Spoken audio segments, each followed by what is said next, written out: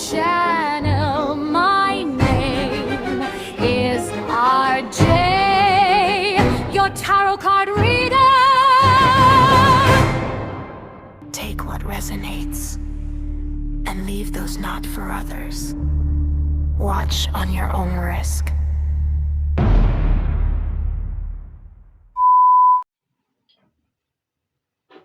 Good morning! Magandang umaga po sa ating lahat.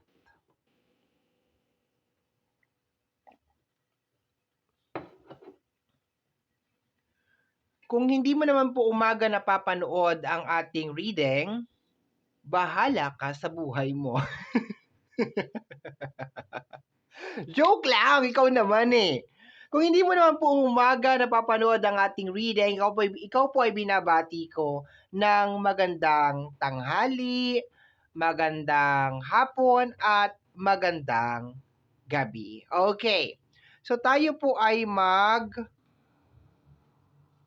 collective reading. Okay?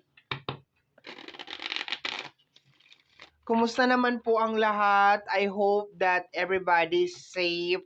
Grabe yung mga napapanood ko sa mga newsfeed, na mga newsfeed. Actually, Facebook newsfeed lang. Okay.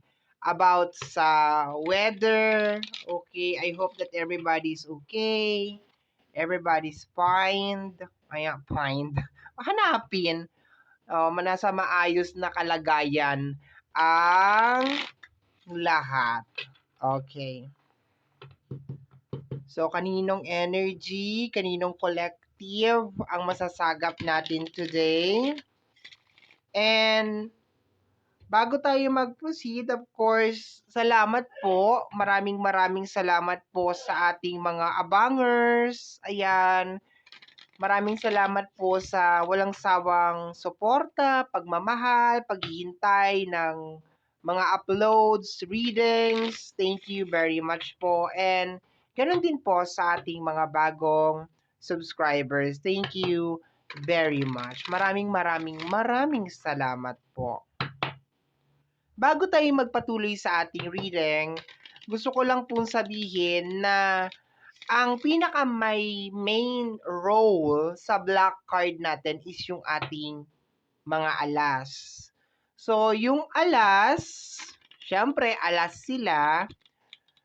Meron yan silang mga kasama na diamonds, speed, ganyan. So, ang diamonds is all about money. Okay? Anything na may kinalaman sa pera, good or bad man yan, basta may kinalaman sa pera, nandyan yan.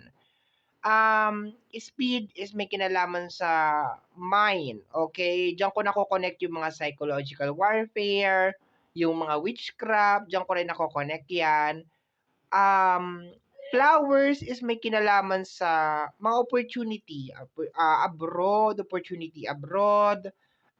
mga blockages din, diyan ko rin nakikita yan. And yung heart naman is konektado sa puso, sa yung heart, sa yung relationship, okay? So lahat po 'yon, pwede siya maging positive, pwede siya maging negative, depende po sa mga kasama niya na cards, okay?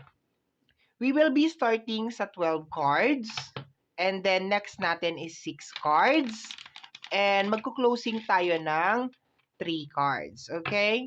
So, don't worry if hindi ka maka-resonate today because we try our very best. Okay, depende na lang kung meron tayong aasikasuhin, meron tayong sakit, mga ganyan, hindi tayo makakapag-upload.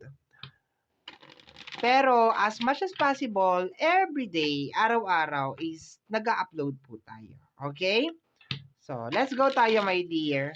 Kaninong energy ang masasagap natin sa umagang ito? Inhale. Naka-inhale ka pa rin? Of course, mag-exhale ka. Mamaya violet ka na dyan, kasalanan ko pa. Okay. Relax lang. Tingnan natin kung kaninong energy itong masasagap natin today or sa umagang ito.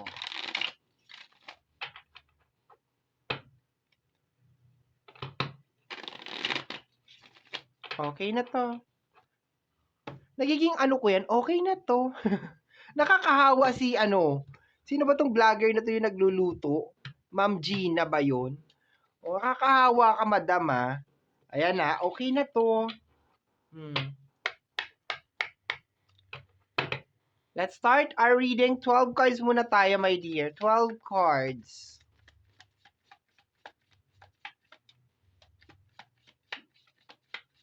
First card natin is, the 10 of speed or the 10 of sword. Okay, mabigat to, my dear. Okay, this is energy na parang stress, parang gusto ng sumuko. Okay, na energy. Mabigat tong card na to. Kasi kung sa tarot natin siya titingnan, ito yung lalaki na nakadapa, tas ang dami niyang swords sa likod. Minsan nako-connect din to sa backstabbing na energy. Yung mga sword na nasa likod niya, pwede siyang maging interpretation ng mga bagay na ginawa sa kanya ng mga tao as the time goes by. Kumbaga parang naipon na lang siya. Hindi naman siya all at once na ginawa sa kanya, pero parang naipon na lang talaga siya. And kung medyo papasukin natin yung loob, nauwi na siya sa stress, pressure, ganon. Okay. Tingnan natin.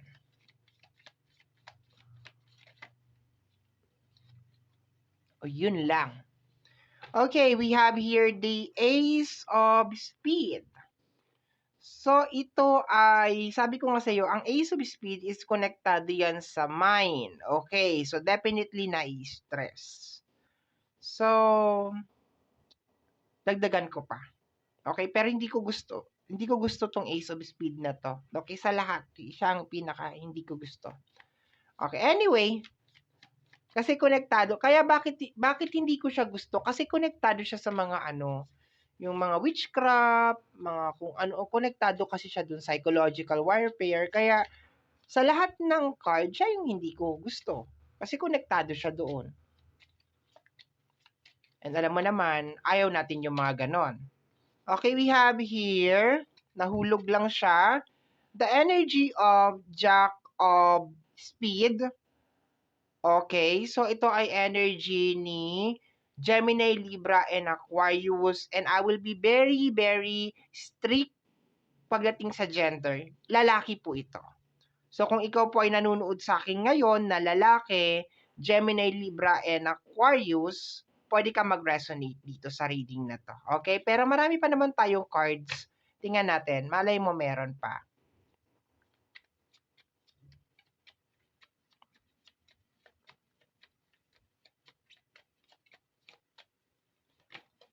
Okay. The Ace of Hearts, may kinalaman sa love. Okay, so far ano lang to, too much love will kill you. Sobrang pagmamahal. Yun ang nakukuha ko, my dear. Etong stress na ito, itong pressure na to is dahil sa sobrang pagmamahal. So sa ngayon, medyo safe tayo sa usapin ng kulam, witchcraft, ano tayo dyan. Wala pa akong nakukuha kasi salamat sa ating Ace of Hearts, medyo gumaan yung flow. No? Naalis tayo dun sa energy na yon. Nauwi tayo sa LOVE, love lang. Sobrang pagmamahal, okay? Posibleng obligation, responsibility, okay. Tingnan natin.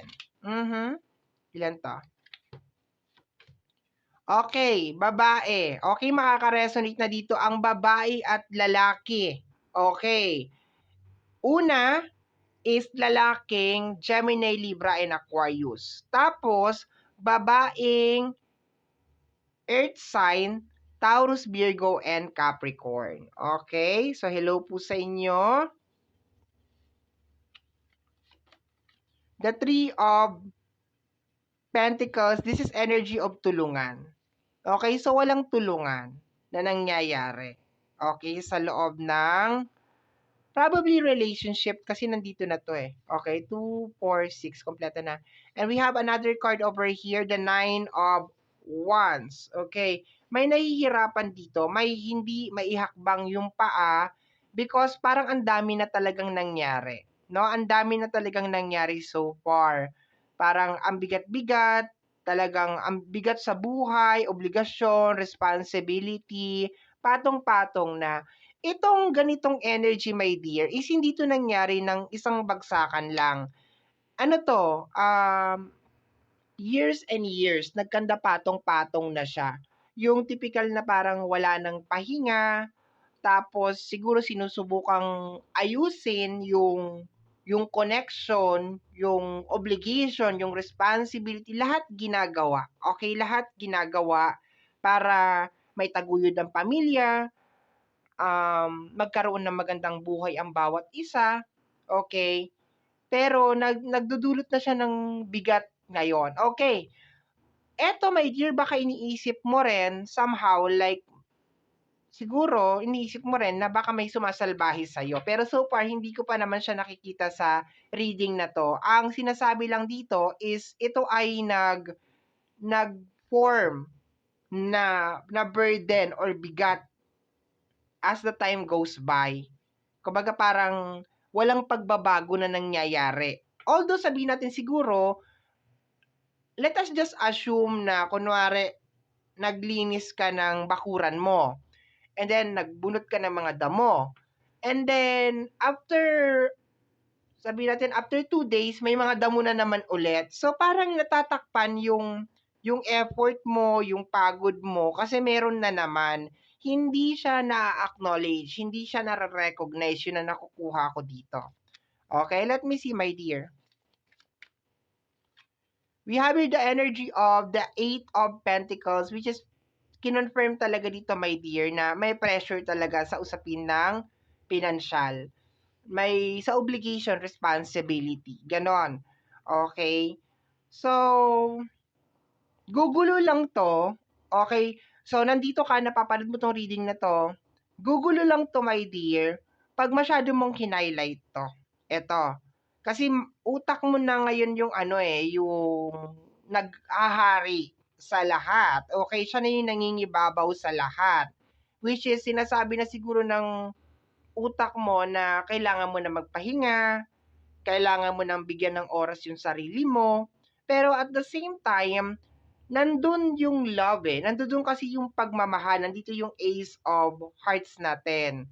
So, maybe you're hoping na one of these day gigising ka na everything is okay, everything is fine. And laging nangyayari yon, hoping nagigising ka, everything is okay, everything is fine. Tapos hindi siya nangyayari. So, doon tayo nagkakaroon ng problema ngayon.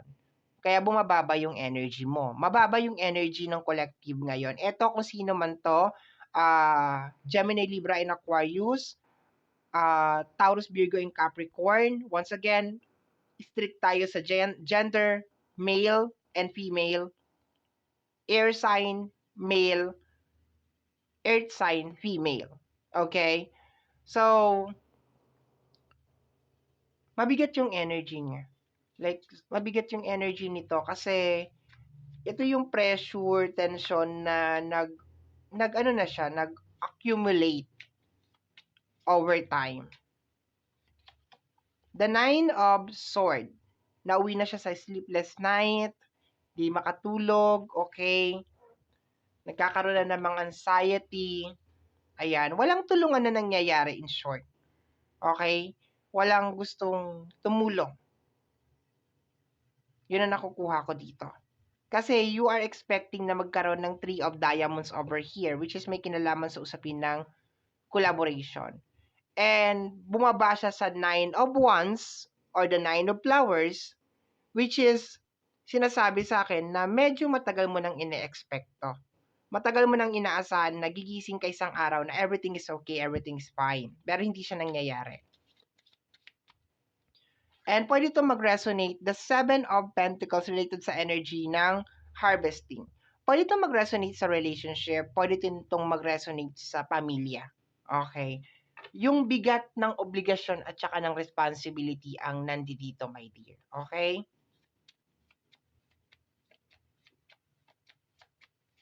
Parang nag-accumulate na lang siya as the time goes by. Parang lahat naman ginawa mo, lahat naman binigay mo.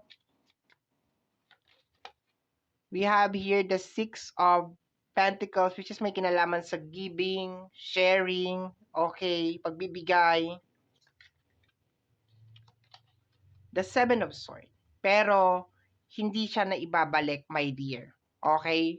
Because ang Seven of Swords is more on backstabbing pa. So, sa kabila lahat ng ginawa mong effort, hindi naman sa panunumbat, parang walang na-absorb. Walang nakita yung mga tao sa paligid mo. Hindi ka napahalagahan. Hindi nakita yung effort mo. And, ito yung sinasabi na yung sa kanta na too much love will kill you. Di ba? Too much love will kill you. Totoo yun. Kasi, ang puso natin, hindi siya marunong, hindi siya marunong kumilatis. Hindi siya marunong mag-analyze. Basta nararamdaman lang niya, ay, mahal ko to. Gagawin ko lahat para sa kanya. Ganon. Most of the time, nagiging makasarili yung puso natin or nagiging makasarili tayo kasi parang maski masaktan na tayo or madihado na, yung parang ganon, mapinsala na, most of the time, hindi tayo aware na nangyayari na to. Doon na lang natin malalaman pag naghiwalay na, pag nag-cheat na, or pag meron na nangyari na something big or something huge. Okay, doon na natin nare-realize na, teka, parang sobra na yatang pagmamahal yung binigay ko. And, hindi lang to magre-resonate sa pamilya, sa relationship, minsan maski sa kaibigan, maski sa best friend, your best friend, co-worker. Ano to, my dear? Naipon na senaryo. Because probably baka napaka-positibo mo na tao na pag ginawan mo ng mabuti ang isang tao, parang tatatak sa kanya yon. And sad to say, may mga tao na maski anong ganda or maski anong buti ang ipakita mo sa kanila, maski sabihin mo sa kanila, my dear, na ginagawa ko to dahil gusto ko mapabuti ang buhay mo. Pero kung yung tao na yung kasi hindi siya marunong, alam mo yun, hindi niya mahal yung sarili niya. Ganun na lang, sabihin na lang natin. Ibig sabihin na ayaw niya mag-create ng change, ng transformation sa buhay niya. Walang mangyayari. Kumbaga para ka lang nag-e-effort na, alam mo yun, para ka nagsusubok na iligtas yung buhay ng isang tao, pero siya ayaw na pala niyang mabuhay. 'Di ba? It's more on like, willing ka mag-donate ng dugo, ng part ng katawan mo, pero when you look at that person, para siya lang tanggulay, ungrateful, 'di ba? Ayaw niyang tulungan yung sarili niya. So, yung pressure na pupunta sa'yo. And tayo bilang isang tao, pag tayo'y nagmamahal pa naman, sa sobrang bulag talaga ng pagmamahal, isinisisi natin minsan sa ibang bagay.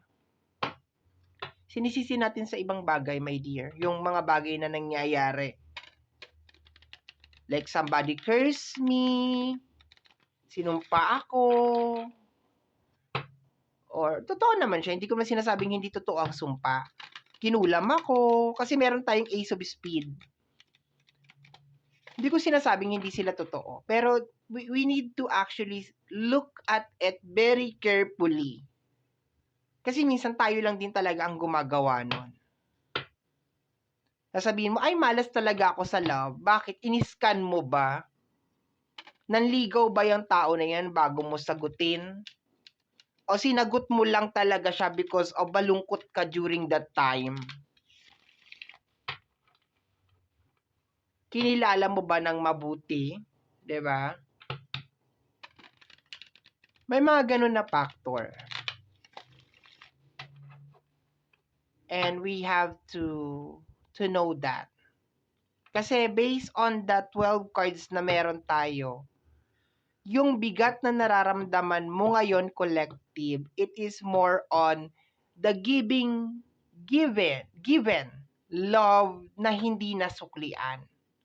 It's more on the concern na parang hindi nakikita. It's more on the effort na binibigay mo because you love that person. And parang you expected, nag-i-expect ka, my dear, na overnight or as the time goes by, marirealize ng tao na to yung value mo. Na parang maiisip niya na, ay, napakaswerte ko naman kasi meron akong tao na ganito, na ganyan, ganon. Na merong isang Gemini or Libra or Aquarius na lalaki na nagmamahal sa akin. Or merong isang babae na Taurus, Virgo, and Capricorn na nag-o-offer ng unconditional support, love, na maski na magka-bali-bali na yung buto, sige, okay lang. There are some people na wala talaga silang ganon. They don't feel it. Kasi ang pinaka tumatakbo lang sa sistema nila is sila. Masyado silang self-centered. Yung sila. Hindi nila nakikita yung effort ng tao sa kanila. Na handang magtrabaho to, na handang mag-tumbling, mag-split para sa'yo. Tapos, siya parang wala lang. So, doon nagkakaroon ng pressure pagdating sa'yo. Kaya meron kang 10 of Swords. Kasi baka pinipilit mo na, sige, sana naman, one of these days, di ba? One of these days, ma-realize mo na napakaswerte mo na may ganitong tao, may collective na standing on the front of you. Di ba? Para kang nagmamakaawa ng pagmamahal, para kang nanlilimos ng pagmamahal. Yun ang energy, ha? Yun yung flow ng reading natin. Okay, so let's go na tayo sa 6 cards.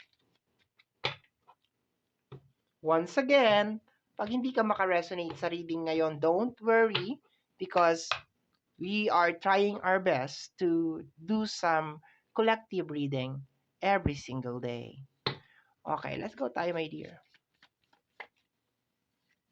We have here the 10 of Diamonds. Okay, this is connected sa energy ng family pa rin. Okay, kung makikita mo, yung first card natin is 10. Dito, first card natin is 10. Okay.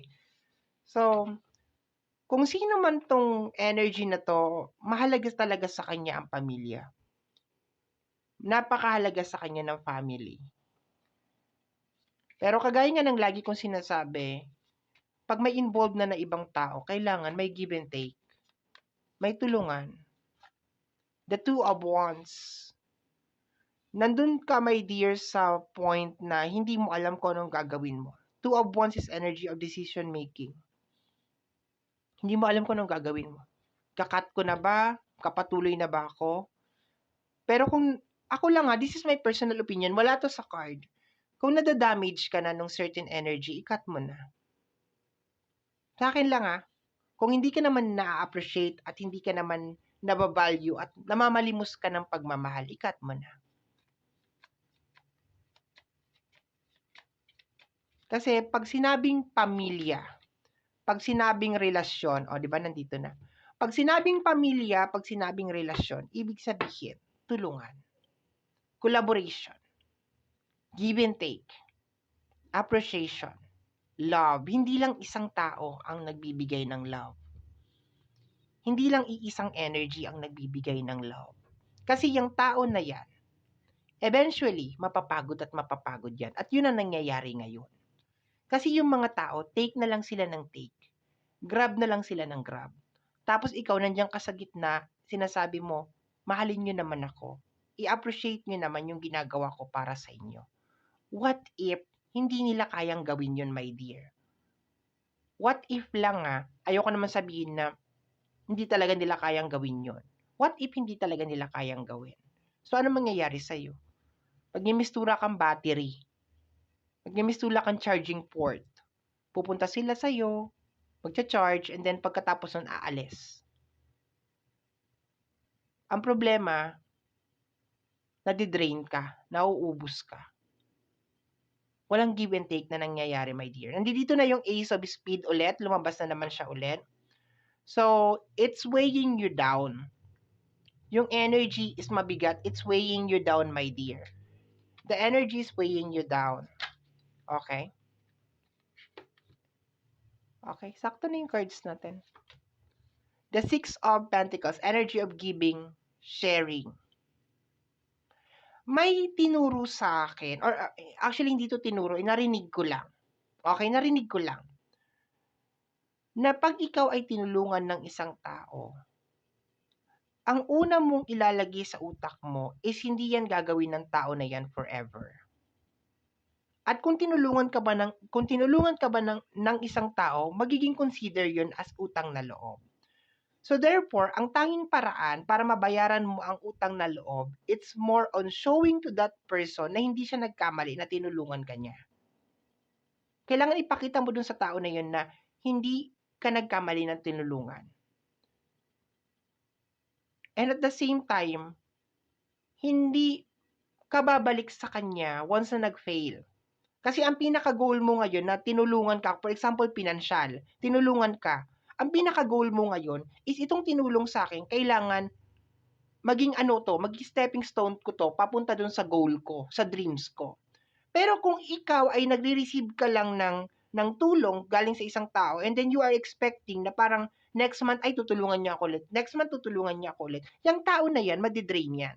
And yun ang nangyayari sa'yo ngayon, collective. Yun ang nangyayari sa'yo. You are getting drained. Okay. And ang dami-dami na pumapasok sa utak mo kung ano-ano na. It's more because sinusubukan takpan ng utak mo yung katotohanan na itong mga tao na pinag-aalayan mo ng pagmamahal is actually just using you at namamalimos ka ng pagmamahal sa kanila. Next natin over here is the Five of Cups. This is energy ng sa tarot, nakapokus siya dun sa 3 cups na natapon and hindi niya na-appreciate yung mga bagay na nangyayari. May 2 cups pa sa likod niya na nakatayo pero dun lang siya talaga nakapokus sa 3 cups na natapon. So this is energy of pagdadalamhati. Okay, energy ng pagdadalamhati. Okay? We have here the energy of the 9 of Wands. Okay? So, based on the energy is pwedeng dalawa Pwedeng nag-i-exist pa rin to, bigay ka pa rin ng bigay ngayon and then nag-hope ka isang umaga, magigising ka na parang everything is okay, everything is fine, ma-appreciate ka, mare-recognize ka, maiisip ng tao niya ng tao na yan na ay mahal ko si collective. Pwede din naman, my dear, na nangyari na to, tapos na. And nandun ka lang sa moment na nagtatanong ka, bakit hindi niya na-appreciate? Bakit hindi niya nakita na nandito ako? Nandito si collective, nagmahal sa kanya ng unconditional. Walang ini-expect na kahit anong kapalit. 'Di ba? Nag-e-expect na walang kapalit pero gusto mo mahalin ka. Ibig sabihin, it's just more on natural flow. Hindi, ibig sabihin, kasi pag sinabi mong hindi nag-e-expect ng kahit anong kapalit, like, bibigyan kita ng 1,000 ngayon, bukas babalik mo 1,000 sa akin. Or baka bibigyan mo pa ako ng mas malaki pa. Like 1,000 tas bukas 2,000 na. Yun yung kasi yung pagkakaintindi ko doon. Pero kung love lang naman ang hinihintay mo sa kanya, yung simpleng kiss, simpleng love, simpleng appreciation, simpleng care, I think is not too much bilang mali yata yung pagkakasabi ko na hindi naghihintay ng kapalit. It's more on parang you are just doing it para ma-save or you are just doing your part. Sabihin na lang natin, ma-save yung relationship, ma-save yung connection, you are just doing your part. Ginagawa mo lang yung part mo, my dear. For some of you, posibleng nangyayari pa rin to hanggang ngayon, na talagang give ka ng give and then nag-expect ka na merong babalik. And for some of you naman, lalo na kung nakaabot ka ng ganito kahaba, nandun ka sa part, my dear, na tinatanong mo kung bakit hindi niya na-appreciate na nag-exist ka. And sad to say, meron talagang mga tao na ganun. And you need to be thankful and grateful na nawala ka na sa anino ng tao na yon. Medyo ano tong sasabihin ko, madaling sabihin, mahirap gawin. Pero to the point na nakatakas ka na, my dear, sa anino nung tao na to, magpasalamat ka. Kasi ang tao na totoong nagmamahal sa'yo, sa una pa lang, my dear, makikitaan mo na siya ng something, ng pagmamahal, ng pagkakalinga. May give and take na nang nangyayari, may harmony. Parang dalawang music yan eh. Parang choir, di ba? Maganda, may give and take, may blend. No? Ngayon, kung hindi kayo nagkakasundo, pangit ng sounds. Ganon, pangit ng sounds. To the point na ganon yung nangyayari and walang nag-a-adjust or hindi siya nag-a-adjust, hindi magiging maganda yung outcome ng music. Kaya siguro nag-end yung connection. Kasi you try your best na okay, ako na lang yung magpapababa ng pitch, ako na lang yung magiging vibrato, or ako na lang yung magiging soprano. Pero hindi talaga siya. I don't know about music ha, pero yeah. Yun lang ang nakukuha ko dito na example. Okay, let's go na tayo, my dear. Last 3 cards. Mahirap mamalimos ng pagmamahal, my dear. Mahirap. Huwag ka mamalimos ng pagmamahal. And dapat binibigay mo sa sarili mo yan. Yun ang nakukuha ko na energy na mamalimos ka ng pagmamahal. It's like, binibili mo yung pagmamahal. Pag mong bilhin. And wala naman ako sinabing huwag kang maging mabait, huwag kang tumulong. Pero, probably put some limitation on it. Lalo na pagdating sa mga tao na hindi marunong maka-appreciate ng mga bagay na ginagawa mo. Okay, last 3 cards na lang tayo, my dear. At uulitin ko po, kung hindi naka-resonate ngayon, don't worry because we are uploading everyday naman. Okay, maliban na lang kung meron mga kaganapan na hindi talaga kayang makapag-upload. Pero as much as possible, we try to upload readings.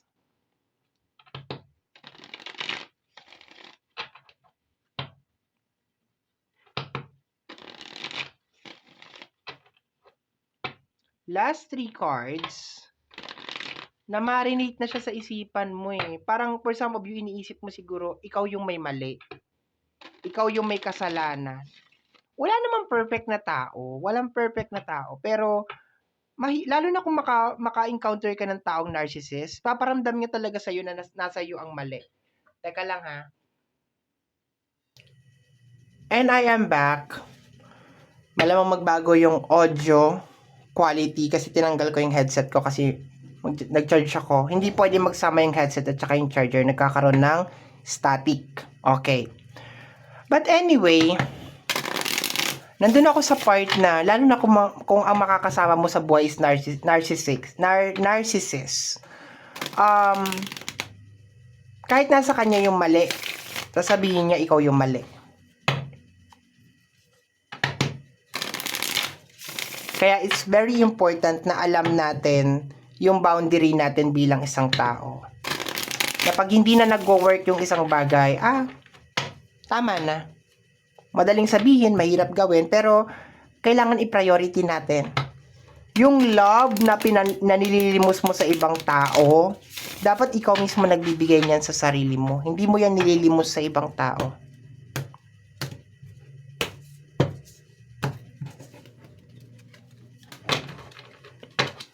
Kung tutulong ka, edi tumulong ka, 'di ba? Tumulong ka na lang, ganun lang, wala na, bahala ka kung mamahalin mo ko o hindi, or ganito, ganyan, no, ganun. Last 3 cards na lang tayo, my dear. Last 3 cards. The 7 of Wands. Ang 7 of Wands is very palaban. Like, makikita mo sa tarot, may hawak to na wands. Okay, like, maglalaban ko to, ganito, ganyan. Kahit hindi na healthy, something. Hindi ko masasabing healthy kasi namamalimos ka nga ng pagmamahal. So, hindi siya healthy. Okay? Hindi ako magsasawang sabihin, my dear, na pag may involved na ibang tao, it really doesn't matter kung sa pamilya, sa relationship, sa kaibigan, it is a combination of two energy. We have here the energy of the Four of Sword, which is may kinalaman sa energy ng prayer, rest, meditation. Hopya ka talaga, no? Sige, okay lang yan. Hindi kita pinipressure. Hindi ko sinasabing hiwalayan mo ngayon, awayin mo ngayon, or whatever. Pero, it's more on, nandun tayo sa point ng awakening. Na kung talagang mahal ka ng isang tao, hindi niya titiisin na naghihirap ka. Hindi niya masisik. Kasi ako, hindi ko masikmura na yung taong nagmamahal sa akin, namamalimos siya ng pagmamahal. If a person, my dear, truly loves you, hindi niya matitiis na naghihirap ka o nagsasuffer ka. Yun lang yung akin doon. And kung nandun ka sa point na gusto mo pa rin ipaglaban yung connection, and okay lang, wala tayong magagawa. Hindi naman madaling sabihin, mahirap gawin. Pero it's just more on, kailangan ma-realize mo rin, my dear, na okay, give and take dapat to eh. Diba?